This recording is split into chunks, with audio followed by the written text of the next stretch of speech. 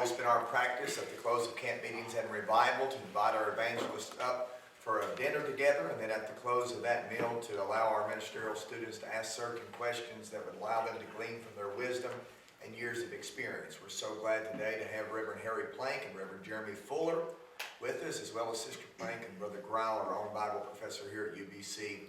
And we're going to invite these young people to ask some questions at this time.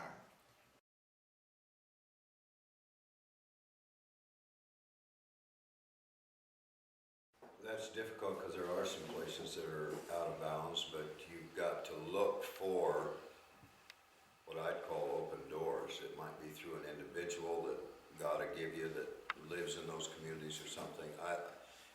You can't purposely just go barging in and break down through a gated community. I don't know, Jeremy, if you run into any of that. Of course, I've been pastored 19 years.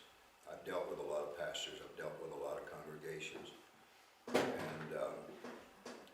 I see the ones in our group that are doing things that are growing, and I see the others that are struggling, and we have those.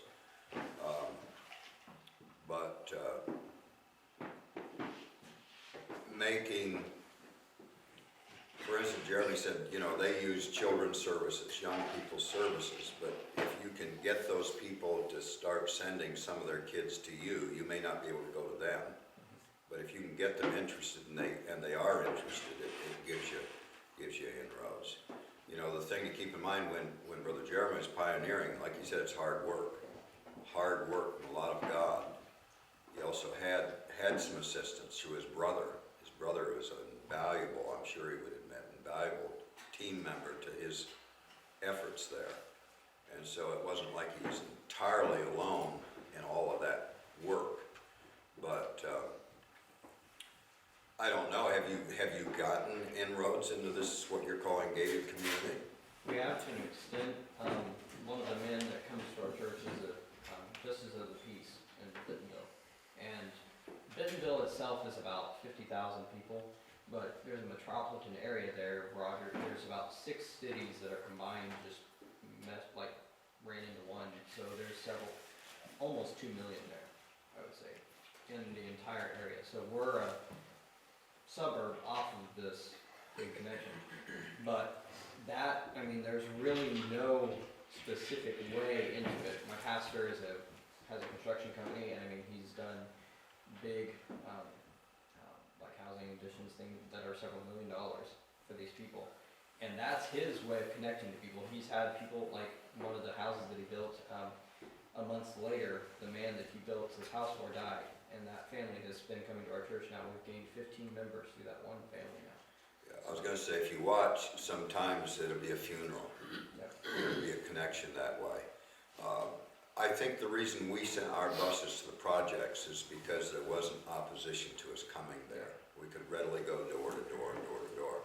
I realize you get into a Zacchaeus situation, it might be what you're talking about, more closed doors, but they die from those places. They call on somebody. Somebody knows somebody in your church, and person to person to person, God begins to give you, and it's God that can open the door to give you inroads into places. You can't, as a combined church, send your bus barreling through their gate and expect to have any favor from the community. But if somebody knows somebody in your church got confidence in them, and somebody dies, or who knows what the opportunity is that God creates, grab it, go after it, don't neglect it. That's basically what I'm trying to emphasize in like what I tried to preach this morning, is that sometimes we overlook that the guy dressed up in the business suit, we think, well, he's okay, he's got his act together, he doesn't need, but he needs God as much as the derelict and the druggie.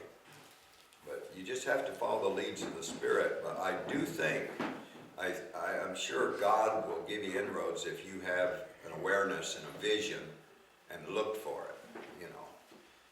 He can open up doors for you. Brother Fuller, do you have anything to add to that? I was saying, in correlation with that question, how do you connect? Obviously, not many of us here have grown up in a community like that, where you're a gated community, where you're very wealthy. How do you connect with people like that, of the upper echelon, the upper like you? Well, again, I think it's just a matter of trying to be yourself in your community. In your community, build a rapport, that you've got a reputation. You got a reputation, you're honest.